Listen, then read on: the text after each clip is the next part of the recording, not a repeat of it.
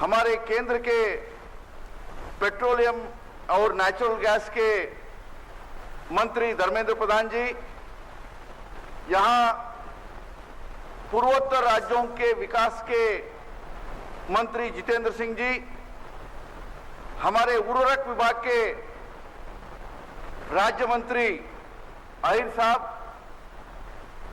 मेरे भाई और युवा खेलकूद के मंत्री सर्बानंद सोनोवाल जी, यहां के लोकप्रिय सांसद रामेश्वर तेली जी,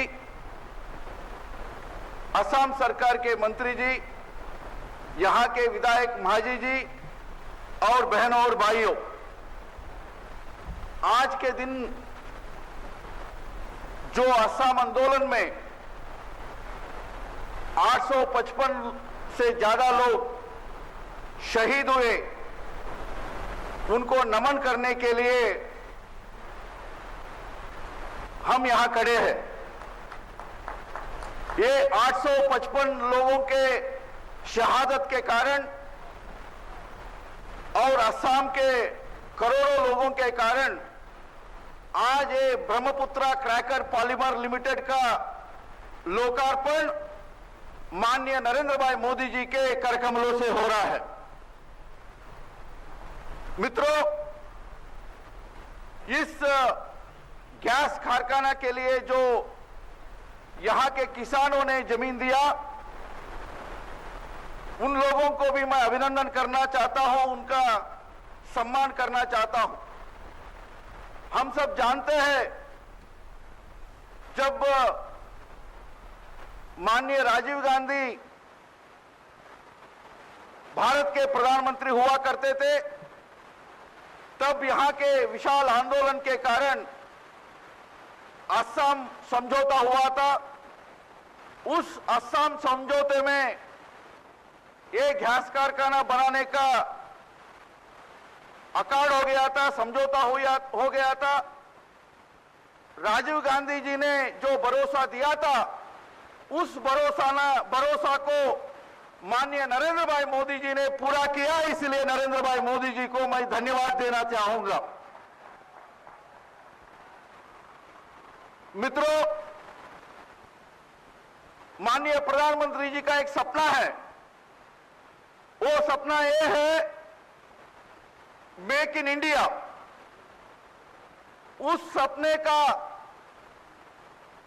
आगे का पहल है, मेक इन इंडिया होने से पहले मेक इन असम होना चाहिए।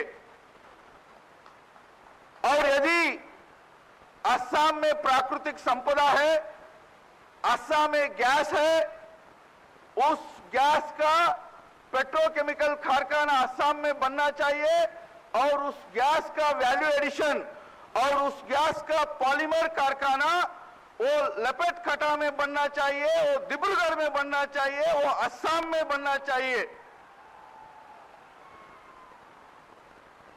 माननीय प्रधानमंत्री नरेंद्र भाई जी ने हमें आदेश दिया, हमें और हंसराज जी को, ये 31 साल से चल रहा है, जल्द से जल्द इस कारखाना को पूरा करना।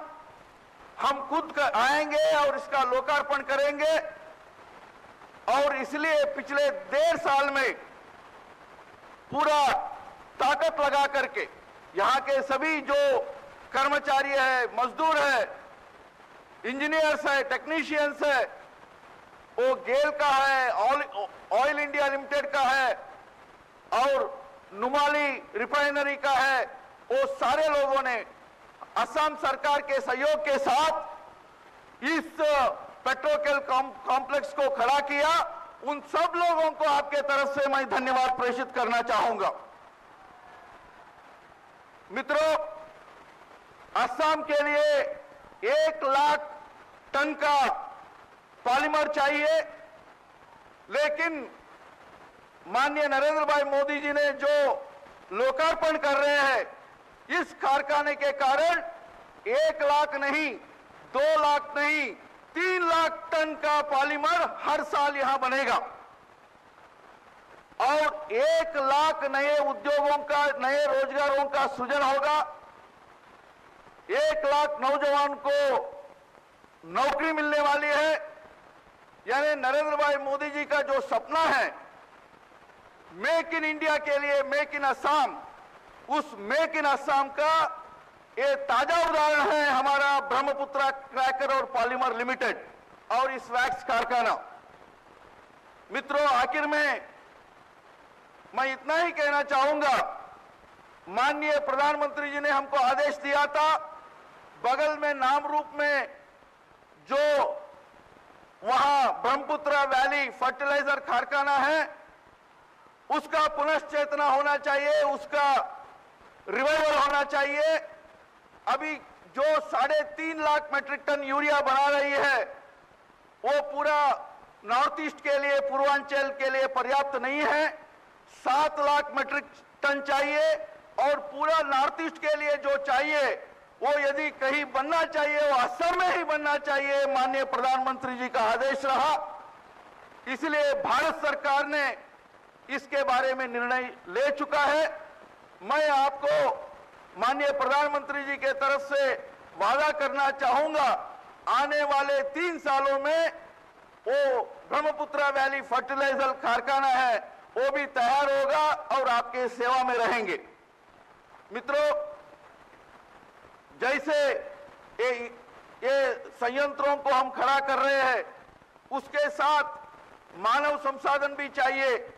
तो यहाँ एक central institute of plastic engineering और टेक्नोलॉजी का सेंटर है, उसमें 1000 बच्चे पढ़ते हैं, वहां 5000 तक उसका कैपेसिटी बढ़ाना चाहिए। माननीय प्रधानमंत्री जी का एक मकसद है स्किल इंडिया और उसके तहत उसका कैपेसिटी, गुवाहाटी का उसका कैपेसिटी हमने बढ़ा दिया, 1000 से 5000 कर दिया।